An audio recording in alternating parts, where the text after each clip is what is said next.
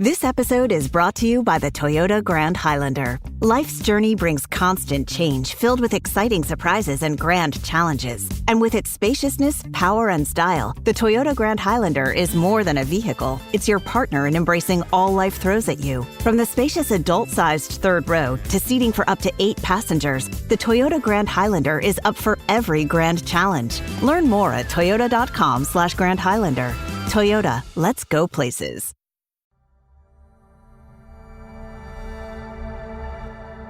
British Spy Stories Season 4 Double Agent Episode 21. There's a low moon tonight over Zurich. In her flat, Kate presses down on the arms of the corkscrew to open the wine bottle, then pours 2 glasses of Pinot Grigio and hands one to Gabby. They eat risotto, then go and sit in deep red armchairs positioned to give a view of the Limmat River outside. Kate has lived here since she joined the C9 sniper branch of MI6 4 years ago, but this is the first time that Gabrielle has ever visited the flat.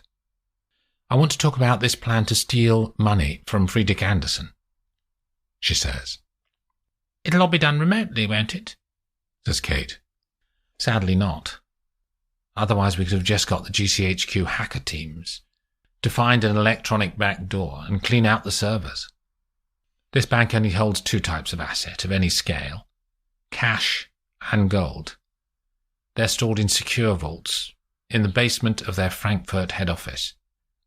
"A proper robbery," says Kate.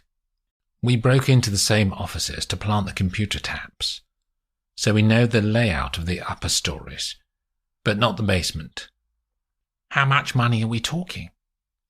2 billion Swiss francs in gold and 18 in cash, says Gabby. "We'll need a bloody great lorry for that." Gordon is sorting out all the logistics. "What will you need from me?" says Kate. "The first step we're all going to go through is visit Amandine, so she can give her approval to us as a team," says Gabby. "London are creating cover lives for us to fit the story that Laravel has told her." Gabby drinks some wine and leaves a moment's silence. "There's something else, Kate." The assassin looks up. "David." "I know, Gab." She holds her hand out. "I need to decide what I want. He seems great, but I don't think I can move to the other side of the world with him." "Kate." There's a pause. "What?" she says. Gabby looks dead serious. "What's the matter?" "He's not who he says he is." Kate's face shifts into concern. "What do you mean?" "He's on the Interpol database." "I checked him out. He's not. He uses a pseudonym. Karl Baumann." Kate is quiet. "He's part of an organized crime group. They're drug dealers." Gabby stops to let Kate think. "Do you want to see the Interpol record? Gordon found it." "What was he doing, sneaking around looking up David on the Interpol system?" Kate's anger is palpable. "He wasn't. He was researching Maya Lorenz." "I don't understand." "David is an associate of Maya Lorenz." "This is getting bloody ridiculous."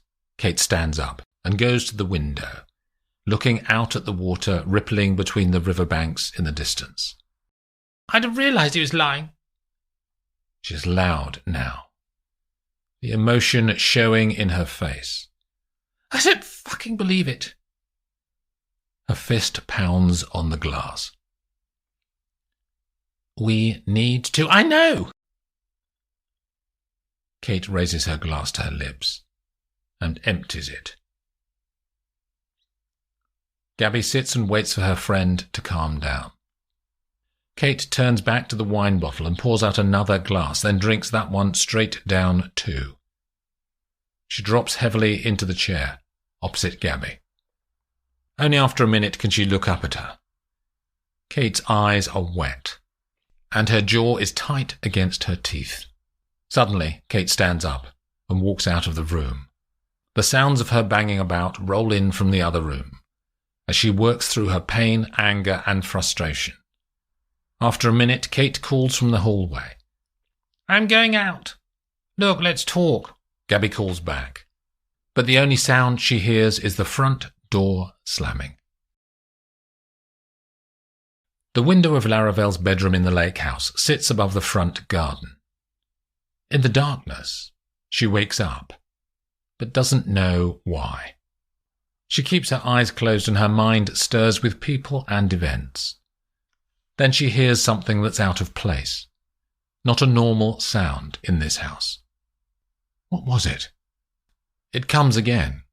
Feet. Running feet. There's someone outside.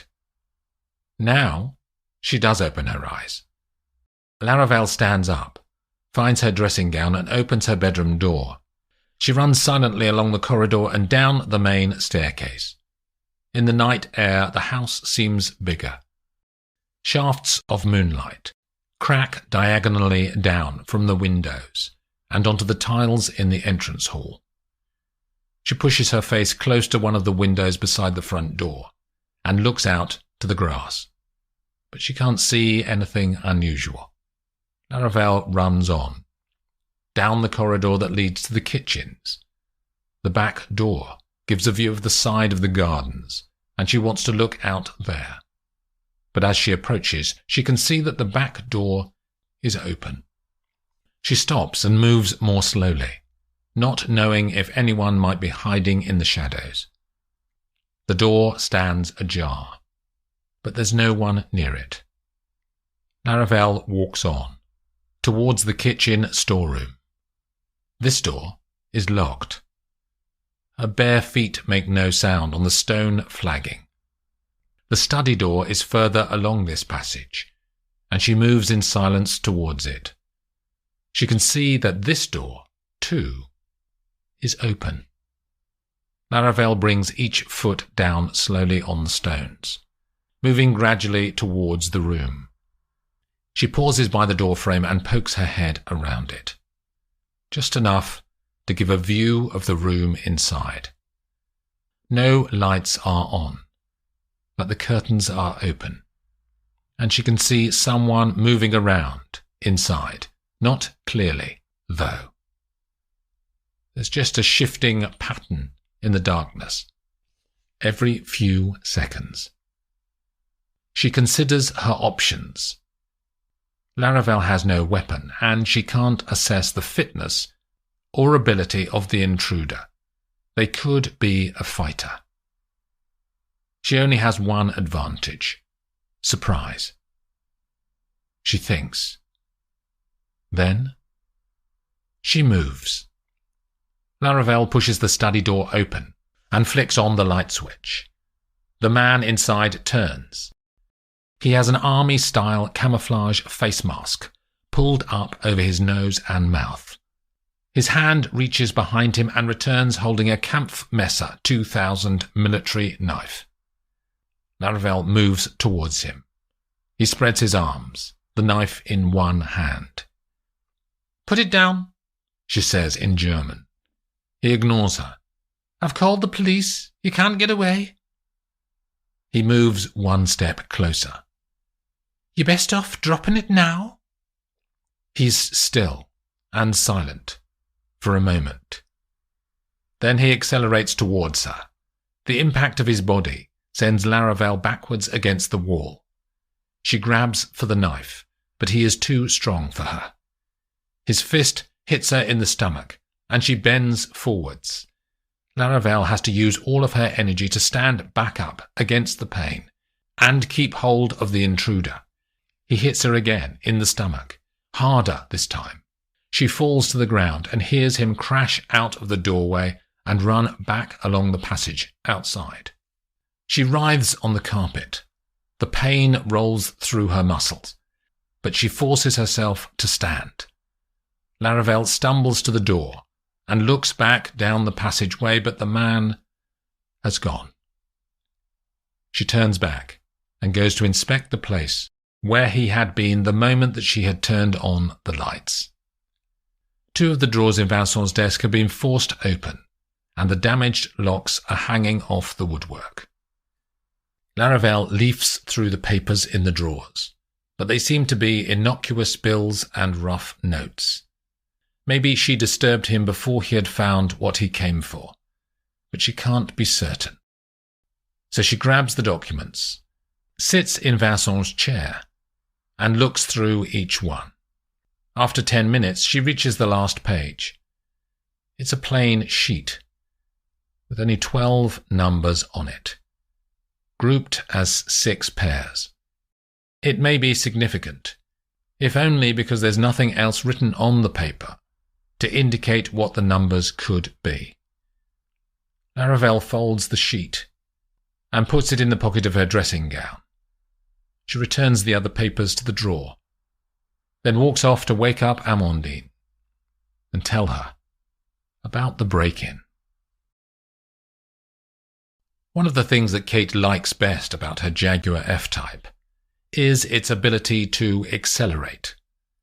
She pushes the pedal further, and the engine powers her through the cold air around the city. As she arrives at the Opfikon industrial estate, she switches to sidelights and weaves the car through the maze of access roads that connect the warehouses. As she approaches the safe house, Kate picks up a small black box from the central console and presses a button on it. The metal side of the warehouse slides back to reveal 2 parking places. She noses the car inside, and the access doors to the garage shut behind her, blending in perfectly to the side of the building to hide them from any unwanted eyes. Her footsteps echo slightly on the metal stairs that lead up from the ground to the safe house, hidden at the top of the building. As she climbs, she can see the crates and barrels in the warehouse below her, neatly stored in rows and on shelves across the concrete floor. She punches in the door code to the living quarters and disappears inside. Far below, in one corner of the warehouse, a scratching sound comes from the other side of an access door. Then it opens, and Maya steps through from the darkness and into the building. Kate can feel her Beretta M9 handgun pushed into her belt in the small of her back, hidden by her top. "David?" she calls out. "In here," he replies, and she walks to the sitting room. He's reading, but stands up as she approaches and they kiss. "Wasn't expecting you," he says, smiling. "We need to talk." "Have you decided anything?" She looks serious. "Something's come up." "What?" She stops, takes a deep breath out and stands opposite him, watching his features. "Are you Carl Bauman?" she says. He looks away from her gaze. ChatGPT Plus is free for college students through May. Here's the thing. You've got a lot to do between now and then. Studying for finals, writing papers, trying to keep your life on track. And ChatGPT can help with all of it. It can quiz you for your econ exam, make a study guide from your French notes, plan out your meals and study breaks. It can get really specific on how you like to learn. It can even help you come up with ways to stop procrastinating. So from now until summer break, take advantage of all the ways ChatGPT can make your life easier. Restrictions apply. Impact confirmed. The Slayer has been activated. Demonic threat level increasing. Hold the line! All the power of hell cowering before one man. id Software presents Doom: The Dark Ages. Available May 15th on Xbox Series X and S, PlayStation 5, and PC. Pre-order now. Rated M for mature. Tell me. Tell me. I was going to tell you. That you're a drug dealer? She tries to keep her voice steady, even though her brain is telling her not to. It was a long time ago. Maya silently presses the code into the door to the safe house. I believed in you, says Kate, her eyes betraying her sadness. We saved you. How did you know that Zetkin wanted me dead, anyway? He says. No one else knew. MI6 didn't know. Kate's eyebrows pull together. How do you know that? Because I told him. Maya's voice spools in from the doorway. Kate reaches behind her back and pulls out her Beretta while turning towards the other woman. But Maya is already holding up her own handgun. Put it down, says Maya, but Kate ignores her. Kate turns back to look at David. So it's true. You and Maya. She's not my girlfriend, he says. I want you, Suki. Kate steps back so she can cover both David and Maya with her handgun. Maya starts to walk towards her. Stop, says Kate. But the woman keeps coming. With each step, Kate's anger and regret rise until she can hold it together no longer. The sound of both guns firing inside the metal building creates an echo that trebles the sound. David falls back onto the sofa, blood from a neck wound spurting onto the cushions. The flesh on Maya's leg splits as Kate's bullet hits its target. Maya staggers, but is not down. Both women fire again, but this time they are wide of the mark. Kate looks briefly across at David. A red stain has spread out across the fabric, and his eyes are closed. She turns back to Maya, but the other woman has gone. Kate slams along the corridor and out through the front door of the living quarters. She can see Maya halfway down the metal staircase. Kate fires, but she can't get a clean shot through the steelwork. They both rush down the steps. Maya reaches the ground level and runs as fast as she can across the warehouse floor. She has a slight limp now from the leg injury. When Kate gets to ground, she takes off in pursuit and gets a shot in. But she hits a barrel next to the running woman and it starts to spew liquid. Maya takes cover behind some crates as Kate runs towards her. Maya takes a shot and the cloth of Kate's combat jacket splits open, but she doesn't slow down. She reaches Maya as the woman is starting to run for the exit door. Kate gets a hand to Maya's arm and her fingers curl into a grip. Maya is brought to a halt and the momentum swings her around. Kate lands a blow to the woman's cheek, but Maya is not giving up. She hits back, launching out at Kate's face and torso, but losing the grip of her Beretta, which falls away out of reach. A noxious smell wafts over from the damaged barrel as the content starts to pour out across the floor of the warehouse and create a pool of liquid. The women fall to the ground. Kate tries to get hold of Maya's head but fails. Maya keeps punching and pulls herself on top of Kate, but Kate kicks up and makes contact with Maya's head. Blood runs down Kate's face from a cut over one eye. Maya moves again, her fingers gouging at Kate's skin, bringing a wheel of redness. Kate puts her hands up to her face and Maya takes the opportunity to make a break for it. She runs back up the way she came, to escape from the fire exit. Kate scoots over to her handgun, picks it up and fires. The bullet skids on the concrete near Maya's feet, and sparks fly up. They ignite the liquid from the barrel. Flames appear around Maya's clothing, and a line of fire starts to run back towards the barrel, before Kate can do anything more. The fire reaches the barrel. A man walking his dog 300 yards away can't believe what he sees as the explosion rips up into the night air. Multiple blasts follow, and he pulls out his mobile phone to call the fire brigade. The The blast knocks Kate backwards. 15 seconds later, the fire has taken hold of the crates surrounding the barrels, filling the void with dense, toxic smoke. Kate turns and runs. As she crashes out into the air, she takes a deep breath, her lungs clawing for oxygen. She collapses against the side of the building. Within 3 minutes of her sitting there, she hears the sirens. She can't be found here. Kate pulls her remaining energy together and stands, then runs to the parking spaces at the other end of the warehouse. She types in the access code and the metalwork slides back. Flames are within 50 feet of the car as she walks through. She climbs into the Jaguar and slams it into reverse, spinning the car around as she does so. Kate hits the accelerator and speeds away, turning left and right through the access roads to avoid the fire engines. Finally, she finds a slip road that connects her to the motorway.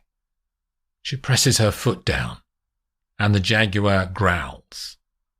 In her rearview mirror, she can see her own watery eyes, and, behind her, the orange and red inferno raging up into a purple sky above Zurich. Episode 22. There are people constantly moving into, through, and out of the hospital reception area as Becky sits on one of the plastic chairs, drinking a cup of machine coffee. A porter appears from a pair of double doors to one side, pushing Sylvia in a wheelchair. Becky helps her friend stand up, and they slowly walk out of the entrance and around to the car park, behind the hospital. She installs the injured woman in the passenger seat. Then they head out to the main road and the motorway back to London. "What happened after I was taken away?" says Sylvia, once they're a few miles into the journey. "Those spies accused me of knowing Leo, just like the police did. Bloody cheek," says Becky. "I drove back to town the next day. Thank you for coming out to get me. I didn't want to ask Charlie." "Why?" "I talked to him on the phone," says Sylvia. "He was acting all weird. He gets like that. It means he's worrying about something. He'll be bloody unbearable with me while I recuperate." "Why don't you stay at ours?" says Becky. "We've got a guest room. For a few days anyway, until you can face him." "Yeah, could I? Of course." Becky smiles and nods, then says, "Does Charlie know you're out of hospital?" "No, I didn't tell him. There was something else he said on the phone." Becky raises her eyebrows in expectation. "He said something about Gavin. They met, apparently, when we were at the coast. Gavin didn't say anything." Becky watches the road. "They argued." "What about?" "Charlie wouldn't say, but he did tell me to stop seeing you. I told him to fuck off, of course. He doesn't decide who my friends are." "Didn't he tell you anything about what happened?" says Becky. "Only some rambling story about a woman they both know, and Charlie reckons she's dangerous. It doesn't make sense, really." "Did he tell you her name?" says Becky, waiting for what she knows is coming. "Rose, I think." After dropping off Amandine at the departures gate of Zurich Airport, Luke drives the BMW back to the lake house. As he approaches the entrance, he can see Dieter waiting on the opposite side of the road. The man follows on foot through the gates. They chat while Luke opens the front door, and they walk to the kitchens. Luke takes 2 beers from the storeroom. Then they go to the orangery, that is a later addition to the main house, at its southern end. "We can't be overheard in here," says Luke. They open their bottles and sit on metal chairs between potted giant lemon trees. "Well," says Dieter, "has she found anything out about Vincent's death?" "She hasn't said anything," says Luke. Dieter exhales with exasperation. "You need to up your game. You need to start asking questions. You're supposed to be our eyes and ears about everything she does. That's why we're paying you to be here. You do get it, don't you? I know.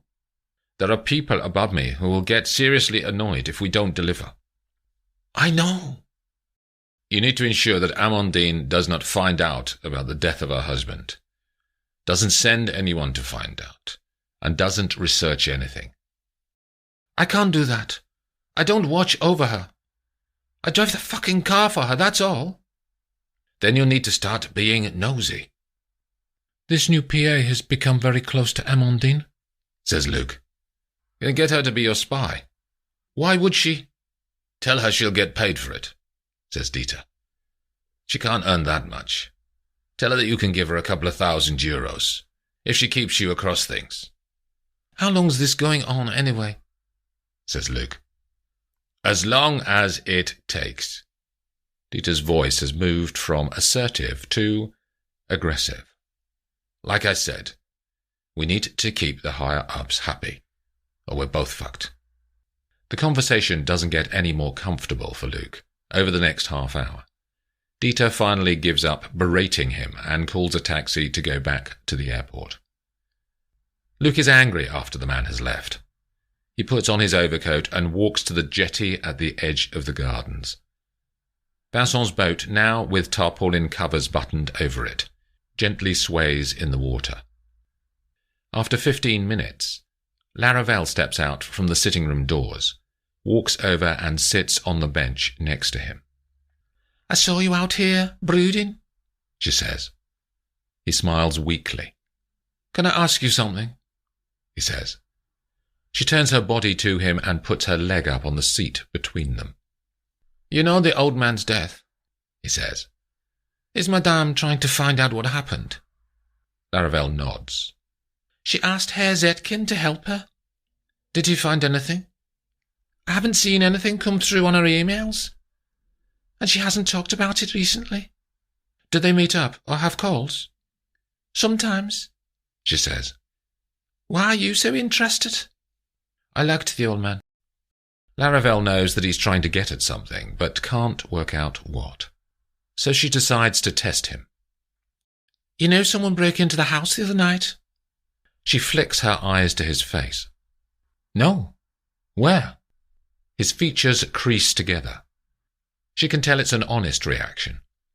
They were in the study, she says, watching his emotions rise as she talks. They were looking for something. Do you know what they were looking for? He shrugs. Why should I know? Because I know you're not just a chauffeur, Luke. I searched your room and found an ID badge from the Berlin police with your photo on it. You searched my room? His unease grows as his voice rises and carries across the water. I didn't trust you. You seem to be hiding something, and part of my job is to ensure that Madame is safe. You could have asked me. Were you sent here to watch over her? I can't tell you. She changes her strategy. I saw your friend Dieter leaving earlier.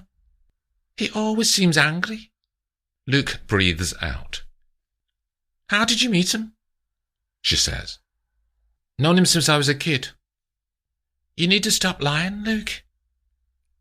Laravel locks her eyes onto his. Especially when I can prove it so easily. I heard his voice. He doesn't speak Swiss German. He's got a Berlin accent, she says. He's your superior officer, I take it. Natalie, I can't tell you anything. Are you here because of Amandine? Or maybe Vincent? She's on a roll now. Do you know who killed him? If you're with the Berlin police, they're the ones investigating his death, aren't they? I do know that Vincent was murdered by his mistress.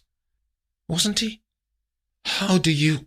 He starts to say, then realizes the trap that she set. I think you know all about his death, Luke. She moves up towards him, so her mouth is inches from his ear. She drops her voice to a whisper. I think you know who killed him and why it's been covered up. Luke's anger has grown in the last minute. I can't tell you anything, he snaps. Why? Who's being protected? He is resolutely quiet. Was the guy who broke into the study trying to find something connected to Vincent's death? Something that you were supposed to find? Is that why Dieter is so angry? Are you in trouble? Is that why you look so scared? He turns his head to look out across the lake, and she can see fear in his eyes. Stop asking questions. I can help you if you are in trouble, she says. I've got friends who can help you. But you must tell me what you know. I'm just doing my job, he says, faintly.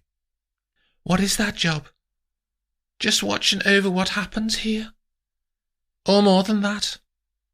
She can see his hand is shaking. Laravel sits back round on the bench, and they are silent. In the distance, a yacht is tacking against the northerly wind. When he speaks, his voice is nearly lost in the autumnal air. They wanted me to kill him. The police. Luke shakes his head. Who then? Don't you work for the police? They threatened me if I didn't do as they say. They know my mother's address. Who, Luke? He shakes his head again. Let me help you, she says, and puts her hand over his on the bench. His eyes are watery now. Did you kill Vincent, Luke? Did you go to Berlin and kill him in the hotel? I owed them money, he whispers. My mother needed money for a hip operation. So you did kill him? No. I went there to Berlin on the night he died. They'd left me a room key to collect from the airport locker. I went to the Hotel Adlon Kempinski and up to the room. And? He was already dead. A bloody mess. He pauses. I think they were testing me. See if I'd do it.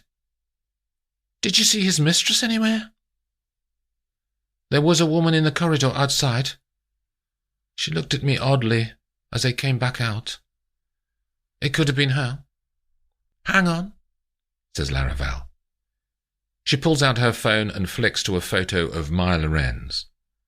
Is this her? He looks at the photo. No. You are a policeman, though, aren't you? Did the police tell you to kill Vincent? No, it's unconnected. Why are you here, then? Tell me. In confidence. Luke takes a deep breath. Because of Amandine, he says. The German and Swiss police have been watching her for a year. Why? German state defense contracts are going to companies that are all funded by her bank, he says. Which companies? Look, I can't tell you anymore. Who asked you to kill Vincent? I can't say. Are you in danger? I can ask my friends to help you, she says. They can make it stop. Can they? Really? He says.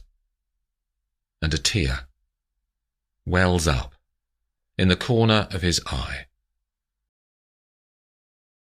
The car with Becky and Sylvia in pulls up outside the house on Ashworth Road as the day ends and a cold drizzle plays across the houses of Maida Vale. They clamber out and go inside. Gavin is not home and Lily is at her grandmother's, so the place is in darkness.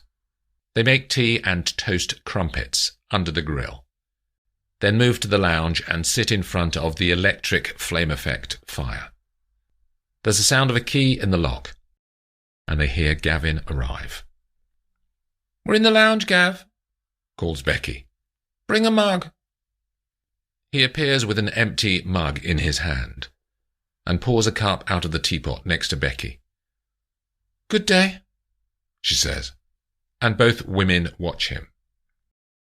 I'm glad you're both here, he says. There's something I want to tell you. And it affects you both. Sylvia looks at him, while Becky watches the flames. Charlie and I had an argument. Sylvia told me. Charlie mentioned it to her. What did he say about it? Gavin turns to Sylvia, but she shakes her head. He's been leaking state secrets for money. Who to? Says Becky. Her eyebrows screw up together. A woman. Rose? Becky turns to him with contempt on her face. I'm going to the police, he says. You're going to report him? The press would have a field day if it gets out. MPs need to be seen to be honest and open.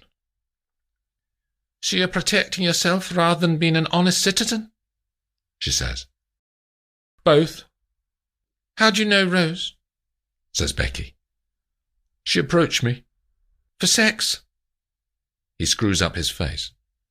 What? No. To leak government information. And did you? Who do you think I am? Says Gavin. I wouldn't. How do you know Charlie leaked information? Rose told me. Friendly, is she? Becky spits the words. Gavin takes a breath out, then controls his voice tone. She warned me that the authorities are onto him. The police? MI5, actually, he says. The women's eyes both flick to each other. It links back to you too, Becky. His voice is dead flat now. What do you mean? Rose knows about the death of that Leo Haas character that you were arrested over. Becky closes her eyes and puts her hand to her face. As she mutters, My God, will this never bloody end? A silence descends, as they all think about the consequences and opportunities from each of their differing perspectives of the current situation. Sylvia is the first to speak. Will Charlie go to prison? I guess so, says Gavin. I don't know the sentence for espionage. The sound of Gavin's phone ringtone cuts through the air in the room. He pulls out the device and looks at the screen. I need to take this, he says. He turns around and walks back to the hallway, picks up his coat from the end of the stairs and walks back outside. Rose, he says, after the door has slammed shut. I'm calling to warn you, Gavin. About what? His words escape from his mouth and glide away into the night. My contacts are unhappy. Why are they unhappy? MI5 are onto us. You knew that anyway, Rose. You told me a week ago that Webster had met that girl from MI5. Rose is more nervous than usual. He can tell. I thought I could contain it, but it's too late for that now. I'm going to the police anyway, he says. So it'll all be over soon. You can't do that. They'll kill you. This is not the Wild West, Rose. Her tone drops. They've told me to kill you, Gavin. A car hurries past on the road. Then the stillness falls back around him, and he can only feel a pulse beating out the time on his neck. Did you hear me? She says.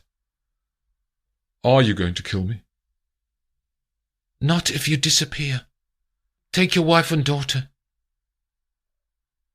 Have you killed people, Rose? Before now? Don't ask me that.